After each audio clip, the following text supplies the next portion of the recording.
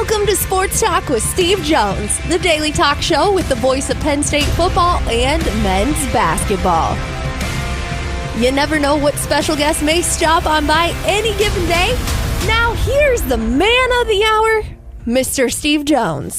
It is great to be with you, as always. Powered by the Student Bookstore, the Big Blue on the corner, Yes, getting us right here in studio. Yes, and we can't thank them enough for that, without question. Let's give Michaela Schifrin her props. Sometimes you see teams in the postseason, which is the Olympics to me happen to be, and they'll have a great year, and struggle in the postseason. Mm-hmm. She's been one of those that has had some Olympic moments. Mm-hmm. She won in Sochi in 2014. That was her big one. But she hasn't. Since 12 years later, she's won all these World Cups, left and right. And you even saw early in this Olympics. Johnson goes out, skis the downhill, puts them in first place. It should be a lock with her skiing the slalom. And they don't medal because she didn't have one of her best runs. You're like, well, here she goes again. Nope, today she went out and won the gold medal. Right? And she's won. In the World Cup circuit, she had won 7 out of 9 slaloms this season. I remember that stat from last week. She's one of the more decorated slalom skiers pretty much ever. It's unbelievable. She's great. But when she gets to the Super Bowl, it's been like the Buffalo Bills. It's like, okay. The Olympic Games have been. I was thrilled for her, but because I mentioned this yesterday. This is not NBC's fault. NBC needs to promote as many individuals as possible. Yes. And they can't control whether the individual comes through or not. And look, the pressure on these young people. I know the Ilya Malinin talked about a little bit, the quad god who in the he's a big reason figure why, skating. And he's a big reason why they won the team gold. Yeah, okay, huge reason. Yeah. And then he talked about, he was like, I came in for the Seoul Olympics and there was a lot of people sliding during the figure skating. He was one of them who slipped. He didn't end up placing, even though he was kind of like the favorite coming in. Well, he was in first place after the short program. He finished 8th. And it was kind of like he needs to slip for him to not win, and then he fully slips because issues. You saw Amber Glenn. She missed an element last night, and she was in tears. She's 13th. Yeah. The problem. What's great about the Olympics and the problem with the Olympics for the athletes is that it's only once every 4 years. It's not as if every year the World Championship takes place. Okay. Yeah, so you got it's hard waiting a year. Imagine waiting 4. And Amber Glenn's 26. There's not going to be, she will not be in the 2030 Olympics. She'll be 30 years old. And she, at that point, she's past. In all likelihood, has passed her the possibility of competing. Michaela Schifrin has been able to go 12 years between gold medals, and because she's a remarkable athlete and she's overcome injuries. All these people have injuries. Yeah, they're all hurt. Yeah, that's the thing. Like, it's like you're competing in competitions to get here, but the competitions run up to the tournament, and then hurt. Yeah, right? It's the winners are all hurt. I hear it constantly where it's talked about like in the playoffs, and it's like, oh, this team is so fresh, they're so healthy. No, they're not. I guarantee like only the biggest injuries are reported by teams. Well, of course, when you're talking about the injury report, every single player in like the Super Bowl or the NBA Finals, they're all hurt to some extent. Like, everybody's banged up all the time because it's a grueling thing playing a sport. That's what I talk about all the time. I've mostly talked about it in football, but I talk about it in basketball now as well. Like, you get to a certain point in the season, every single person out there is banged up. Yeah, bruises all over you, scratches, nicks, everything. You may be sore, you may be tired, okay, or you may, you had to overcome an ankle, you got to overcome a knee twist, you got to overcome a shoulder problem, something. And they're all like that right now, trying to fight their way through it. But in the Olympic Games, these people are, There's pressure on some families, from some families. And some are like, hey, we're just thrilled you're here. We're just here to support you. Then there are others where there's pressure. Okay? There's pressure from the agent. Mm-hmm. There's pressure from the coach. There's pressure from the sponsors. Mm-hmm. You're beholden to the sponsors. You don't just go there to perform at the Olympics in Milan Cortina. Mm-hmm. You also have to go to sponsor get-togethers. Mm-hmm. I mean, part of the reason you're there is their money. Mm-hmm. Right? But you still have to carve out the time to do it, right? Instead of concentrating on what you should be doing. Mm-hmm. But that is the way of the world. But that's all this pressure mounts into one, and you're the one that has to go out there in 3-4 minutes, seconds. You have 2 runs. Go and do it. Right? Like, Mike Rhodes and I were watching ski jumping last night. Mm-hmm. All right?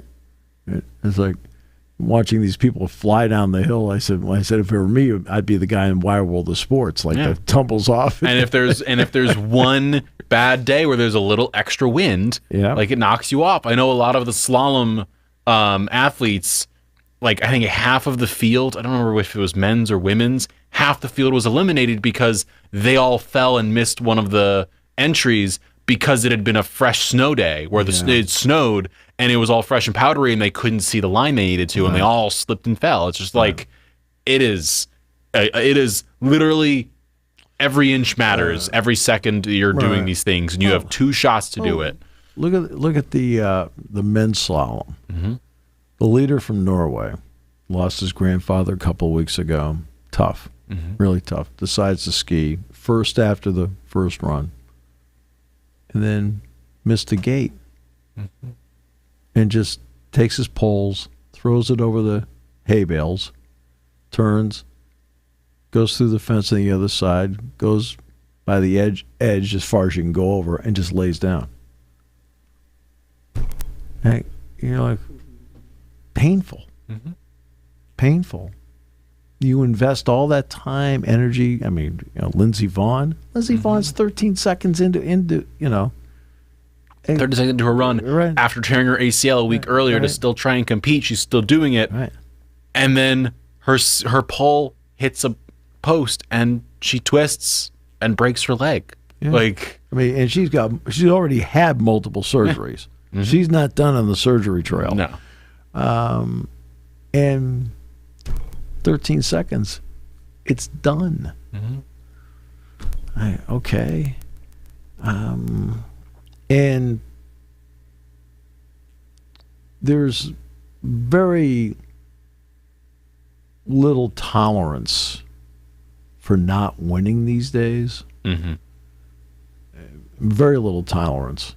I always make the running joke, though. I'm like, hey, silver, bronze, you don't win a silver. Mm-hmm. You finished in second place, right? But it's great they give out the medals like that. But there's a reality to it. You won silver. Well, actually, you didn't win it. You got it. You got it. You got silver. Okay, you didn't win it. Mm-hmm. Okay, like the bronze medal game in hockey, you do win the bronze because you won the. If you lose the game, you get nothing. Mm-hmm. But there's very little tolerance these days. Everything's an excuse when something doesn't go right. You have an entire culture out there that does not accept explanations. Okay, there's a big difference between explanations and excuses. Mm-hmm. And there's a segment of the population out there that doesn't think there's an explanation on the face of the earth. It's always an excuse. Right? Those are the people I have extremely little tolerance for. Okay, do you have any reasoning in there? Right? It's okay. Look, you can tell when somebody's making an excuse, and then there's an explanation for something. All right. Like Lindsey Vonn explained what happened. Mm-hmm. I cut it close. My pole hit. Mm-hmm. I twisted. That's not her making an excuse. She explained what happened. Mm-hmm. That's an explanation. Mm-hmm. She didn't say because of that darn gate being there, my pole being there, no, that's an excuse. She explained, pole hit gate. That's what happened. Okay. And when you're trying to gain tenths, you're going to cut that close. Of course you will. Right? So what happened the other day? We were talking about the skier from Norway. Right? He was cutting it close, and all of a sudden, boom, he missed it on the outside instead of going inside. Okay. That's how tight all of this is. Very, very tight. Yes. So I'm thrilled for Michaela Schifrin. Yes. I mean, that's thrilled for her. Yeah, goes out there, gets it done. Right? I mean, she's been the best in the world in that pursuit for a dozen years now, and yet in the last 2 Olympics, there's been no payoff. Yeah. Well, today there's the payoff, and now, she is the golden girl today. She's able to bookend it. So one at the start, one at the end. Good for her. Shifting gears, Penn State men's basketball tonight takes on the Rutgers Scarlet Knights. The game is at 6 p.m. in the BJC. Yep. Steve Jones, what can you tell me about Rutgers? I know they're coming into this game having won 3 games in the Big Ten, 3 games since January, all of them the Big Ten games. They beat Oregon, Northwestern, and then beat Maryland a few days ago. So they've won 3 since January. Penn State's won 2 since January. Both teams that are struggling to different extents. What can you tell me about Rutgers coming into this one? Took Tariq Francis, who was a transfer from New Jersey Institute of Technology, a.k.a. NJIT. Okay. Comes in, and they were bringing him off the bench, and this guy is a stone-cold scorer. He scores. Well, the last few games, they put him in the starting lineup. And the other day against Maryland, he didn't shoot well, but he is a great free throw shooter. He went 4 for 13 from the field, 12 of 13 from the free throw line. But he's a great free throw shooter. I think he's 29 of his last 30 at the free throw line. Yes. He is the explosive part of what they do. They're not an explosive team. They are a team that relies on the missed shot. That's been the Rutgers MO for years. Not so much during the Bailey Harper. Yeah, because that was that star year, power. Right? But for the most part, they've been a team that has relied on the missed shot. This team averages 12 offensive rebounds a game. Buchanan can be an X factor for him.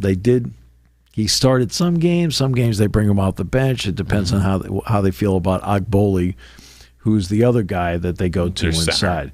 Powers is not a bad player up front for them. Jermichael Davis, they brought him off the bench against Maryland. He'd been starting most of the season. He's better than he was.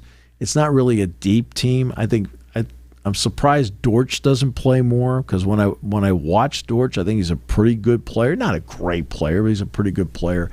Defensively, they're all right. Offensively, they're a struggle. I mean, except for Francis, they do struggle offensively. They try to keep the score down. They don't play what I call an aesthetically pleasing game. I mean, but it's not Steve Peichel's job to put an aesthetically pleasing product on the floor. It's his job to figure out a way with this group, how do I win? Yes. And that's what he tries to do. So, look, to me, if Penn State gets to 70 tonight, they'll win the game. Yeah. I mean, if Penn State gets to 70 tonight, I think they'll win. Yeah. In terms of the post-January numbers, Rutgers has been over 70 1, 2, 3, 4, 5 times in regulation they've been over 70, and that's in a dozen games. Yep. So it's not like they're doing it like what Michigan is, where it's like, oh, they're going to put up some numbers on you. And it is a fight for them to get there. They got 68 on Rutgers, put up 68 against Nebraska and lost, 66 against UCLA and lost. We'll discuss UCLA in a minute. They put up 75 against USC, so on and so forth. They're just not scoring a lot. So in other words, I think if Penn State can get to 70 tonight, that could be the number that gets them home to win the game. And Penn State is, without question, a better offensive team at home than they are on the road. I'm talking, when I mean home, I'm talking about the Jordan Center. The BJC. I don't mean like playing down at the Palestra or anything. In the Jordan Center, I even Rec Hall. When they play in the Jordan Center, they've been a better offensive team. They've taken Michigan and Michigan State down to the wire. Right. But they're better than 1.1 points per possession at home. Okay, 1.1. They're above that number at home. That's a really good number. Yeah. All right, and that tells you about what Penn State does offensively. Look, defensively, they're going to have to hang with these people, and look, they're going to have to make sure that Francis doesn't hurt them. Francis is a really good offensive player. There's just no getting around it. And if they didn't have him, it would be a real struggle for them. But with him, and they've got him. You're talking about an 18-point a game guy, almost 19 points a game. He is. I mean, out of NJIT, I've got to give him credit. I mean, he ends up going to Rutgers, so for him, this is a big step up. I'm going to the Big Ten, and he handles it with complete ease. All right, so I mean, credit where credit's due. Yeah. Okay. So that game's going on tonight. Yeah. So Mick, now we're going to get to Mick. And now we're going to get over to last night's insanity that is Mick Cronin in general. I get along very well with Mick, right? Last night, UCLA suffered its second straight 20-plus point loss to number 15 Michigan State. Yeah. And at about the 4 minutes to go mark left in the game, UCLA center Stephen Jamerson II, a former Michigan State player, flagrantly fouled Carson Cooper going on a dunk attempt. It wasn't the same as what the Providence St. John's thing was. Similar vibe. Bryce Hopkins had played at Providence, and then Powell ripped him down. That was more violent than this was. But Cronin then, as Jamerson's coming off the court, because he immediately was like, get off the court, Cronin then goes a step further to throw him out of the game. Yes. And this has been taken in a whole lot of ways by a lot of people. I thought the best line belonged to Tom Izzo. Okay. And they asked Tom about it. And he says, I guess Mick upgraded to a flagrant 2. That's the first time I saw Coach do it, but that sounds like Mick, so he'll get that straightened out. Yeah. Yeah. It's look, we've already talked about Jerome Tang. And let's be okay. At the end of the season, they probably would have let him go. Yeah. Okay? But when he said something about the players, about taking away gear, things like that, which, by the way, what, you think Mike Krzyzewski never did that? He did it all the time. Of course he did. He talked about it openly. Yes. The players have too. Yes. Right? But we can't. I mean, it's 2026. You can't do that. Okay. Well, all right, fine. Now you got a guy just sending a guy to the locker room, right? And not only that, Xavier Booker, who had played at Michigan State, transferred to UCLA. So now the student section, of course, knows that the Izzone knows he's there. So they're chanting his name all night, and of course, Mick gets asked in the post game about the students chanting Booker. And he looks at the guy. He says, "What a stupid question." He says, "Do you think I care what the student section yells?" Right? He then accused the reporter of raising their voice at him, and he said, "Yeah, you are. Everybody is standing here listening to you. Everybody, this is on camera. They can hear you answer this question. I can give," and I quote, "a rat's blank about the other team's student section." Yeah. Well, yeah. I mean, no, I know. I mean, you've been with me with student sections and so forth, like right behind us, and so he said, I say, I don't care. I tell it. I look at it, I go, I could care less. The only thing I've ever told students that sit behind me, right? I look at them and go, guys, I don't care what you yell during the game, just don't swear. Yeah, and that's all I said. You can yell anything you want behind me, just don't swear. All right. So, I know in other basketball news, a player we talked about yesterday, and I want to bring up again today. Yesterday, Texas Tech loses to Arizona State. The big note from the game was JT Toppin was driving to the basket and looks like he hurt his knee to some extent. We do not know exactly what it was. It was an apparent lower leg injury. The fear is, of course, the ACL, based on where the injury was and what it looked like. He was helped off the court. Well, and that is a big piece because he is one of the better players in the nation. He's really third year, strong player. Texas Tech is a team that could upset a lot of players. We saw it against Arizona where they beat them. Yeah. And so it throws a wrench into the season for Arizona State or for Texas Tech. Right. But that's how fragile your seed line can be, and that's how fragile your postseason can be, because you need essentially all hands on deck. You look at it, Michigan is going to play Duke this weekend. Well, what Which is weird. The middle of February playing. Yeah, but that's set up for TV. I know. Right? Okay, I think that's great. I think it's absolutely great that they are playing this weekend. Right? It's the kind of game college basketball needs. And I mean, you look at the other night, Michigan plays Purdue. It's a terrific game. The game's on Peacock. Under the category of, you have to be kidding me. Really? Yeah. You put that game on Peacock? I didn't see it. A lot of America didn't see it. That's your idea of showcasing the best of the Big Ten? Okay. So now you got this game that is set up in the middle because, for example, Ohio State played Virginia on Saturday in that Nashville shootout. Terrific game. Great for Ohio State to play it. It gives you a little more non-conference juice. Virginia's having a great year. Think about where they were when Tony Bennett left. Ryan Odom has brought them to a real strong place. He's done a great job down there. And Ohio State played without Mobley. So that you're playing without one of the top shooting guards in the country. And again, that's that fine line. Well, now you've got this Duke-Michigan game coming up. And what's been the key for both teams? Both teams have been healthy all year. Both teams have been healthy all year. And as someone who got to watch too much of Duke beat Syracuse, their defense is hounding. They are a defensive-first team. They can score a lot because they're incredible, and they get out in transition, which is like, what is the best offense? Defense. Because as soon as you put yourself in a fast break situation where it's a 2-on-1, I'm taking Cameron Boozer going to the rim against a lot of opponents. Yeah. And it's how it works. But okay, so I want to talk about Michigan for 1 second, then we'll go to whatever topic you want. Yeah. And that is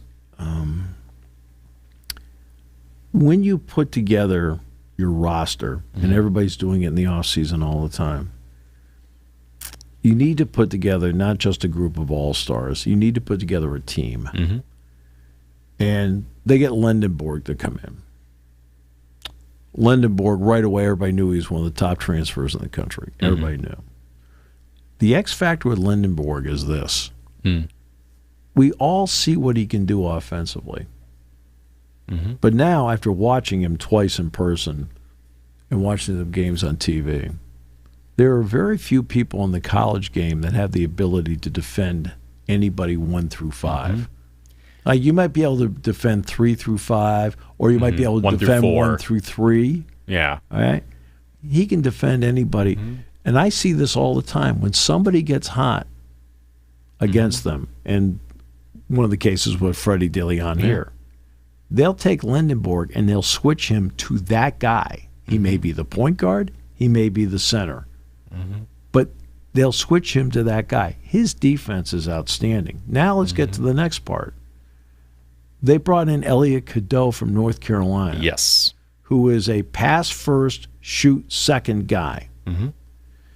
He has been the glue that has kept everything together. Morez Johnson, good player. Okay? Mahdi, we all know he's the rim protector. Right? I mean, I don't care if he had 31 points or not. Burnett's an okay player. He's not a great player. Sorry. And you've got right. the likes with of all due respect, in other words, on that team, that starting lineup, Burnett is the weak link. Yeah. And then you've got the Will Cheddars, the LJ Casons, Roddy Gales, Trey McKennies. Okay. Now, Roddy Gale's struggling. I mean, he is slumping. Cheddar's been like just a bit piece. They bring him in. He does play. He needs to hit a 3 for them. Kaysen has been actually better this year than last year. McKenney is a really nice talent. Really nice talent. But they're a well put together team. So I need rim protection. They got Monty from UCLA. I need a power forward to go with them. They're bringing Johnson from Illinois. Okay? But then they've got the X factor guy in Lendenborg, and they brought in a point guard. The point guard that UCLA has, Donovan Dent, thinks about Donovan Dent first. He's a score-first point guard. Right? He thinks about Donovan Dent first. Oh, and by the way, I'll get you guys involved too. Yeah, don't worry about it. Okay? Not Elliot Cadeau. Now, Cadeau does score. But he scores when it's there. He doesn't try and force an opportunity. He takes an opportunity. It's a really good job of team building. Now you can do that when you got a $15 million roster. It helps. That does help. Last night in basketball, so you mentioned Michigan. They beat Purdue 91-80. Elsewhere in the Big Ten, Iowa beat Nebraska 57-52. Bennett Sturts put 25 up on the board. Yeah, he was okay. good. I watched that game, and actually, I thought Sturts offensively was okay. I mean, really, no better than okay offensively. His defense was exemplary because they put him on Peyton Sanford last night. Or excuse me, Price Sanford. They put him on Price Sanford last night. Sturts plays his backside off. He never comes out. He's a 40-minute-a-game guy. He's already had over 50 games in his career. I think it's like 53 games in his career now. He's played a lot of basketball. Including last night where he's played 40 minutes. He's had 53 games where he's played 40 minutes or more in a game. And that was the case last night. He got hurt at one point last night. Came out of the huddle, I'm back. Right? Yep. And this guy, he has the ball in his hands the vast majority of the time. Iowa does not play an aesthetically pleasing brand of basketball in any way, shape, or form. They shot 33% last night, won the game because they held Nebraska without a field goal for 6.5 minutes to close the game out. Which, like, how difficult is that to do? Especially against a team like Nebraska that has scoring ability. Sanford is a 17.5 to 18-point-a-game guy. Now, Nebraska's not a deep team. They only played 7 guys last night, which that I kind of thought going in they'd only play 7 guys. So they're not a deep team. And Mast did not have a good game last night. But the key was the job that Sturts did on Sanford. You know, Sanford comes back and they're all chanting the whole thing. You know, it's like, hey, okay, I got it. He used to play for you. His brother was really good for you. I got it. Your brother was a bench player. Yeah, you probably would have started on this year's Iowa team.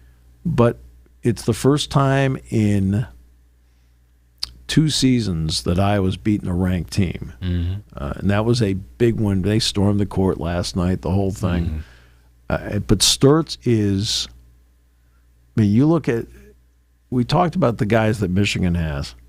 There's a lot of really, really good players in this league. Sturts makes a really good argument for being Big Ten Player of the Year. And that's why, especially last year when Drake was getting a run and they beat Missouri and then had Texas Tech, it was like when you've got someone who can not just play well but control the game in the aspects he does. Where last year for Drake, he wasn't, again, putting up 35, 40 points. He's putting up 20. And he's just doing everything. He just... Like, there is something to be said for having that level of talent. Well, in terms of like a player on the court who can control. Sturts is a basketball player. Right? Yeah. I don't know if he's a great athlete, but he is a basketball player. He knows where all the chess pieces are. He also knows there's a greater responsibility on him because the cast around him is good, not great. I mean, there's no other standout that he has to make have. them better. Yes. He makes everybody on that team better. He has now put himself in a position where he is now a draftable NBA guy. Now, it's going to take a lot of guts for an NBA guy to sit there and actually go, we're going to take Sturts, but he's not 18 years old. Yeah, we'll take Sturts. He's a basketball player. No, we need an 18-year-old that doesn't know how to play. Oh, really? We do? I forgot. We're talking about the NBA. But he's made himself, I think, a first-round draftable player because I think Sturts is the kind of guy, I don't care what he's Division II, Drake, or Iowa, this guy plays. He plays, and at every level he's played, really and it's been the same consistent, good basketball. And it's his defense last night because they'll put him on the best player. It was his defense last night that made the difference in the game. Iowa overall played good defense. But his defense in particular because Sanford was the guy that Nebraska needed to get going last night. He ended the game with 2 steals and 2 blocks, along with the defensive effort. Other games last night, works his brains out. That he does. Other games last night. And by the way, that game was on BTN. I got the chance to see it. Rhode Island took down number 18 St. Louis 81-76. Yeah. NC State beat North Carolina 82-58. North Carolina was without Caleb Wilson right now, their main point guard, their pursuit lottery pick talent. So North Carolina just got kind of demolished. But what has North Carolina done since they beat Duke? Nothing. They lost against Miami. Mm-hmm. Not a great loss. Yeah, they beat Pitt and then lost. They beat big. Pitt. Right? And you know what? I think Pitt is, I mean, to me, that's the single worst loss Penn State all year, because I don't think Pitt's very good. Mm-hmm. And then they lost to NC State. Like, really? Elsewhere, number 21 Louisville lost to SMU 95-85. Wisconsin, number 24, lost to Ohio State 86-69. Bruce Thornton 27-9-8 in that game. Again, it's just a display. You know what I think of Bruce Thornton. Bruce Thornton is a guy that I think probably he'll go undrafted. I can see him maybe getting a two-way with somebody at best. But doggone, he's a good college basketball player. And he's the player you want on your team. He's the guy who you'd like to have on your team. I really anywhere. like Thornton a lot. And then the last team I want to talk about college basketball-wise right now is the most, I think, interesting story of college basketball season is the current 26-0 Miami of Ohio. And I wanted to bring them up because they're 26-0. I took the time to watch them play. And how were they? So we're on the road in the West Coast, and Miami of Ohio played Ohio University, and and OU's not a really good. They're a 500 team, okay, and the game was at Miami. They play with pace. They have a series of very good shooters, not great shooters, but very good shooters, and they're a well-rounded team. Their seed line, my guess would be, if they stay undefeated, would be 8. 8. There are people saying, "Oh, what if they don't win their tournament?" If they don't win their tournament, they're still in, but they're probably playing in Dayton. Yeah. I mean, that's how precarious. Because look, when you are St. Louis and you are Miami of Ohio, here's one of the issues you run into, because people will look at your schedule and go, the schedule is just like their non-conference schedule. They didn't play anybody, right? Well, there's a reason for it. Right? Under the category of, like, a fan, and maybe certain members of the media would not know this, but they tried to schedule other teams. Yeah. And you know what happens? They look at the roster and go, I don't think we need to play that team. Something about this team. They're an older team. They've got a lot of this. I mean, people know. Because you don't have, let's see, what's the best way of phrasing this? Right? Not every fan and not every media person has a depth of knowledge of who's good and who's not. So they come into your place, because you're going to play them at home. You're going to. I believe it or not, I've actually done a game at Miami of Ohio. Back in 1992, I did a game out there, and they'll come into your place and say they win the game. How could you lose to Miami of Ohio? How could you do that? You can't. How could you lose to St. Louis? What the heck? This is awful. Fire everybody. Cut the kids. What? Right? Because a lot of people don't know how good they are. Well, but the people who are in the game know how good they are. Well, and so they won't schedule them because they don't want to run the risk of getting beat. Right. And you try to explain. Then you win the game. Now you're sitting in the post game trying to explain to everybody, this team's really good. This team, everybody's looking like, oh, yeah, they're really good. They're Miami of Ohio. Right. That's the reaction you get. Yeah. Okay? Instead of sitting in there like going, oh, you got to be kidding me. They aren't like, okay, you got to know the game a little bit. Right? In order to go in there and ask the questions, you got to know the game at least a little bit, like who actually is good and who isn't. I want to bring up a piece, and this. But is they're where good. I watched them good. play. Are they great? No. Okay. Are they good? Are they good enough, in my opinion, to win an opening game? Yes. Are they good enough to get to the next weekend? No. So this is what I wanted to bring I don't up. think so. But that's why I think they are an 8 if they stay undefeated. They're a Dayton team if they lose in the tournament. So I have a question for If they you. lose in their conference tournament. I have a question, because that has been the general response, has been if they stay undefeated and they make it, they'll be an 8. I struggle with this. Oh, okay. I guessed they were an 8. I mean, Well, that's been the general conversation. I didn't know that. And I struggle with it. I'm doing all right. And I'll give you a reason I struggle with it, Steve Jones. Yeah. So Miami of Ohio plays in the MAC. I believe in the MAC. Yes. So they're in the MAC. Right. 2013-14, Wichita State was a 1 seed. They went undefeated in the season, won their conference tournament, went in as a 1 seed that season. Yeah, they're the Missouri Valley Conference. Yes, in the MVC. They then, of course, lose to Kentucky, the 8 seed who goes on the run and does what they do. Sure. But they were given the 1 for being 30. At that time, it was 34-0. So they win their tournament, they go 34-0 and get the 1 seed. But the Missouri Valley Conference traditionally has been a better, deeper conference than the MAC. Okay. So let's start with that. Okay. But if Miami of Ohio goes 30, what would it end up being? I think they'll end up, let's say 34-0 at the end of the day. I think that's the number. Yeah. If they win 34 games, go undefeated, win their conference tournament, I cannot in good conscience put them below like a 5 or a 6. Like, you can't put them at an 8 spot because they still have to win 34 games. That is objectively really difficult to do. And I get yes, they play in the MAC.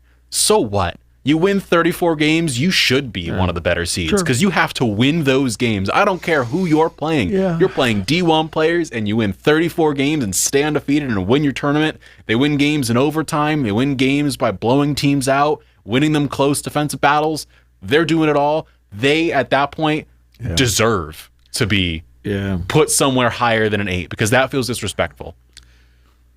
Look, let's just take the Big Ten. I can say this about the SEC as well and the Big 12. Okay? There's a real grind to playing in the conference. Michigan, give them all the credit. They beat Purdue last night. What a great win because Purdue's really good. It's the same Michigan. Okay, so the Michigan team that blows out Penn State when Penn State goes out there. It's the same Michigan State that Penn State is a shot away from beating. Right? So Penn State's at the bottom of the conference. They're at the top. Penn State's a 3 from winning the game.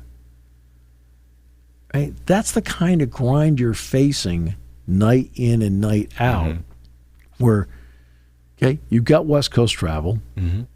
So everybody in the Big Ten has to make one West Coast swing. Michigan's already done that.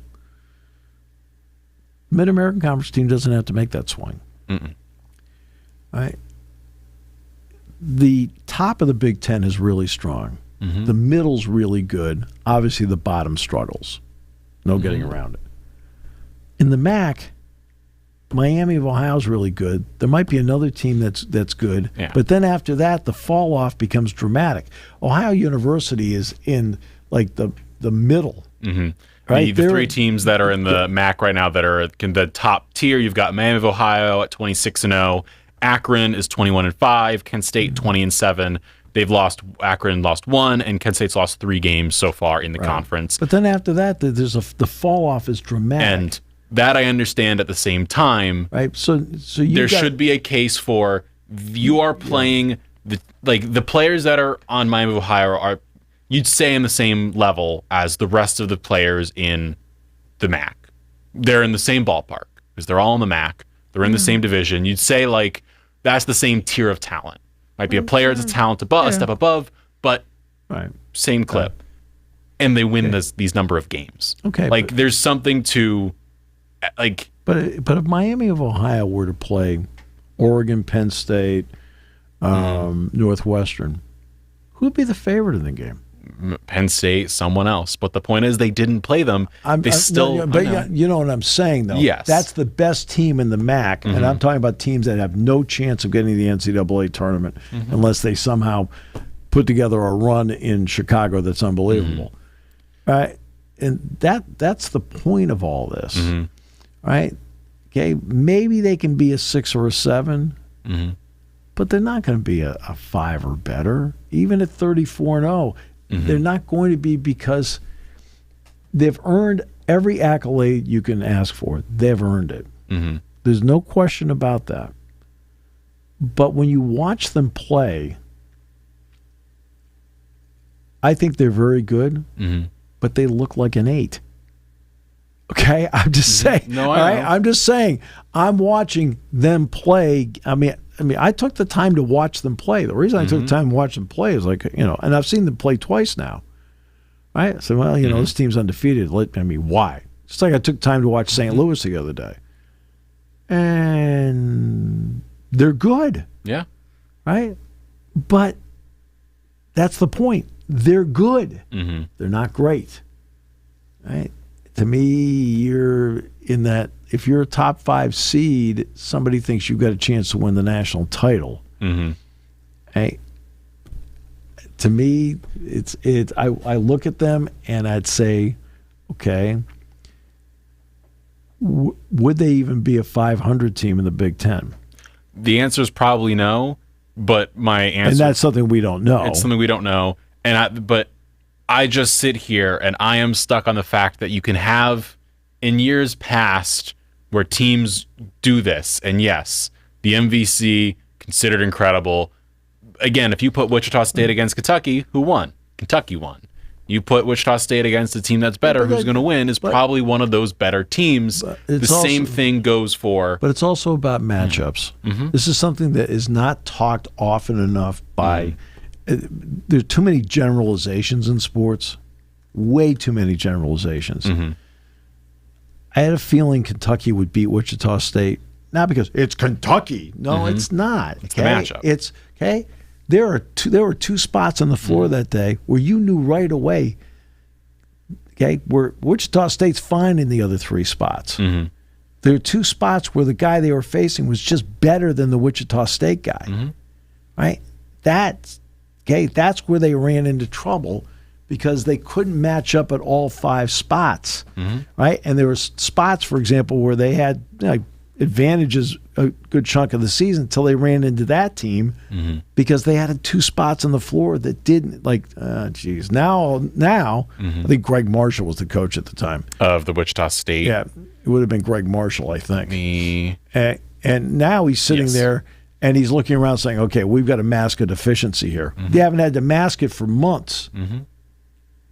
Now I have to, because of the guys that they put on the floor, where they can go toe-to-toe with them in many other spots. Not an issue, except wrong matchup, wrong time. And that's what they got with Kentucky. And that's why Kentucky beat them, not because they're the exponentially superior. They're Kentucky, and of course they won. No, they're Kentucky because it turned out that with the guys they have at certain spots, Wichita State didn't have the right matchup for them. Yeah. And that's why they lost the game. Also turns out that Kentucky team was the second best team in the nation that year. Right, sure. No, they went to the national title. In there. They went to the national title game. Yeah. And again, because they went through the grind of the SEC, which wasn't as good back then as it is now. The SEC is a deeper conference. Last year they were really deep. They're not as deep this year. Last year they had it was incredible the amount of talent that was there throughout, including from Alabama to Auburn to Texas, across the board.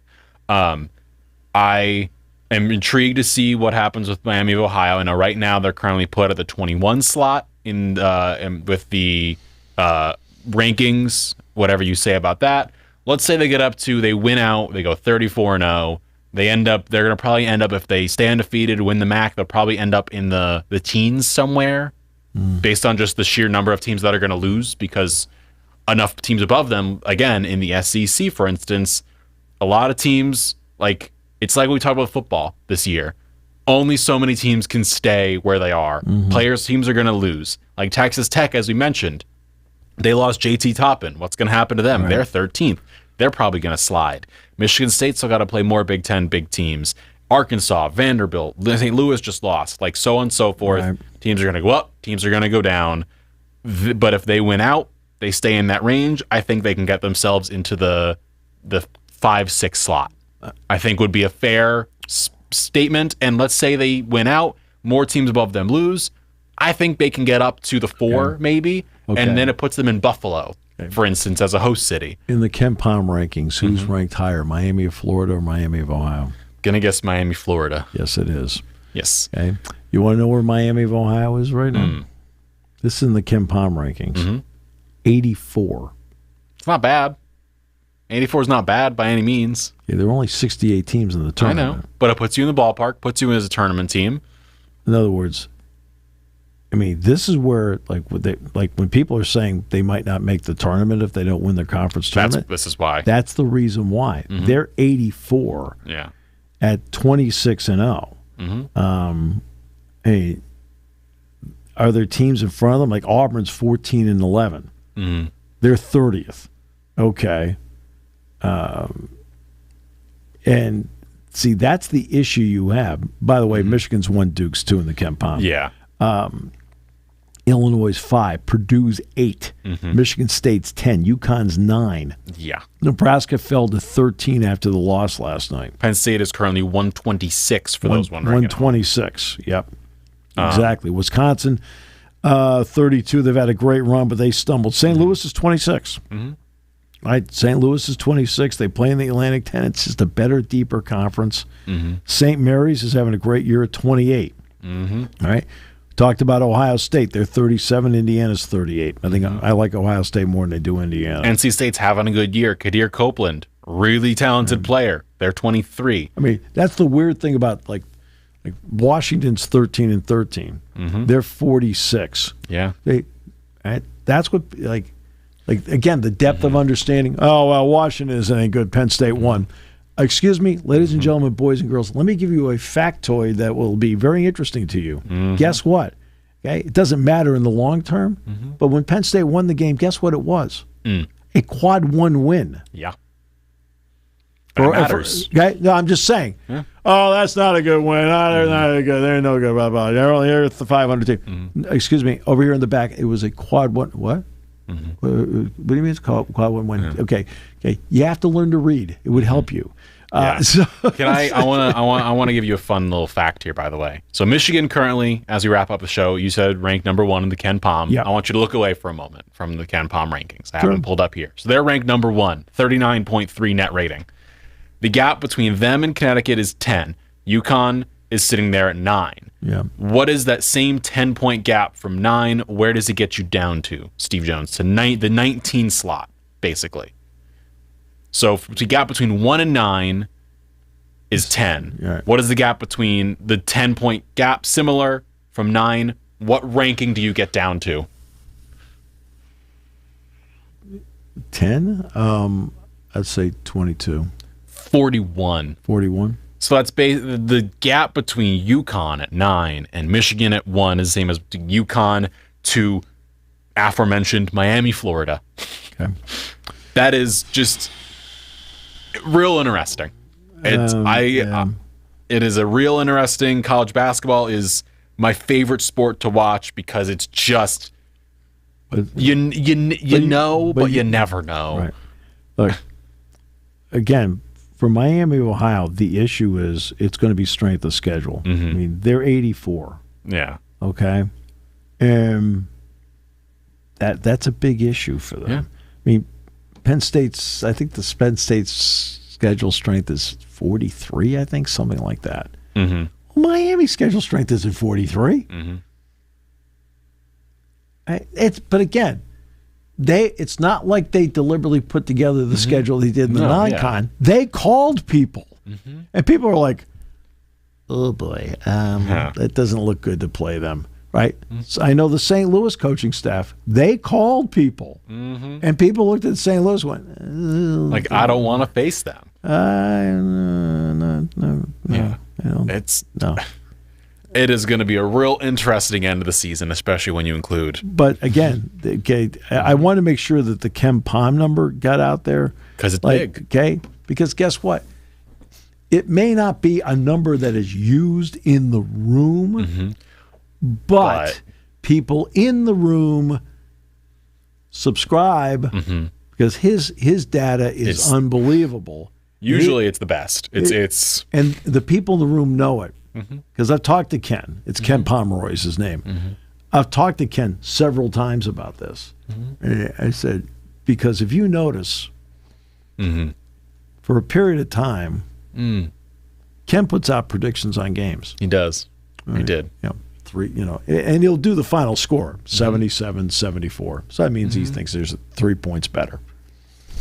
And Vegas would put it out, it's an 8-point spread, right? And also the game would be 77-74. And this happened over and over and over again. And then in a period of time, some reason, whatever reason it happens to be, the Vegas numbers started getting closer to what Ken was putting out. And I've talked to Ken about this. I said, you can't accuse anybody of it. I said, I just find it interesting. And he says, so do we. He said, we find it that because he'll put himself out there as to what he thinks. And sometimes it's within a point or two. And that's why people in the room, while it's not a recognized, we're using, like, you don't see CBS coming out or ESPN saying, hey, I mean, ESPN only use their BPI thing. I have no idea. It's another one of their convoluted It's them trying to be Ken Pom, but it's not Ken Pom's ratings. It's not. Right. And Jerry Palm did this for a long time. And Jerry Palm's very, very good. Very, very good. So let's not say Jerry's not. I think CBS made a mistake of not renewing him. But Ken's numbers, they're the ones, like when I put, I don't use a lot of analytics on the broadcast, but I have analytics on my chart, as you know. Yes, you do. And where do they come from? They come from him. There's one other source I use on analytics, points per possession I use, but I do put down what Kem's offensive rankings happen to be on his metrics. But that's why when I sit there and mention they're 84, Ken's put a lot of into it to tell you they're 84. That's why when I say they're 8, and if they lose in their tournament, they're Dayton. Because I think it looks bad to keep an undefeated team or a one-loss way down, or it's looked really bad to keep a one-loss team out. I think it would be embarrassing for the tournament if they kept them out. And playing in Dayton is a bus trip. Thank you for listening to Sports Talk with Steve Jones, a 7 Mountain Media production. Come back at 11 every weekday for analysis of the latest happening in the sports landscape. From college football to European soccer, Steve and Kyle cover it all on Sports Talk with Steve Jones.